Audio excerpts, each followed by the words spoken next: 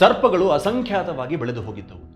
ಮೇಲಾಗಿ ಎಲ್ಲ ಸರ್ಪಗಳು ಪರಾಕ್ರಮಿಗಳಾಗಿದ್ದವು ಹಾಗೂ ಅವುಗಳನ್ನು ಎದುರಿಸುವುದು ಅಸಾಧ್ಯವಾಗಿತ್ತು. ಇಂತಹ ಸರ್ಪಗಳಿಗೆ ತನ್ನ ತಾಯಿ ಕದ್ರುವೆ ಶಾಪವನ್ನಿತ್ತಳು, ಜನಮೇಜಯನ ಸರ್ಪಯಾಗದಲ್ಲಿ ನಾಶ ಹೊಂದಿರಿ ಎಂದು. ಇದರ ಕುರಿತು ಸರ್ಪಗಳು ಏನು ಮಾಡಿದವು? ಕದ್ರುವಿನ ಮಕ್ಕಳಲ್ಲಿ ಹಿರಿಯವನಾಗಿದ್ದ ಆದಿಶೇಷನಿಗೆ ಬಹಳಷ್ಟು ಸರ್ಪಗಳು ಕ್ರೂರಿಗಳಾಗಿಯೂ ಅವಿವೇಕಿಗಳಾಗಿಯೂ ಇರುವುದನ್ನು ಕಂಡು ಜಿಗುಪ್ಸೆ ಹೊಂದಿ ಮನೆ ಬಿಟ್ಟು ಸರ್ಪಗಳ ಸಂಘವನ್ನು ತೊರೆದು ಹೊರಗೆ ಬಂದಿದ್ದನು. ಗಂಧಮಾಧನ, ಬದರಿ, ಗೋಕರ್ಣ, ಪುಷ್ಕರ ಮುಂತಾದ ಪುಣ್ಯಕ್ಷೇತ್ರಗಳನ್ನು ದರ್ಶನ ಮಾಡಿದ ನಂತರ ಆದಿಶೇಷನು ಹಿಮವದ್ ಪರ್ವತದಲ್ಲಿ ಘೋರವಾದ ತಪಸ್ಸನ್ನು ಮಾಡಲು ಆರಂಭಿಸಿದನು.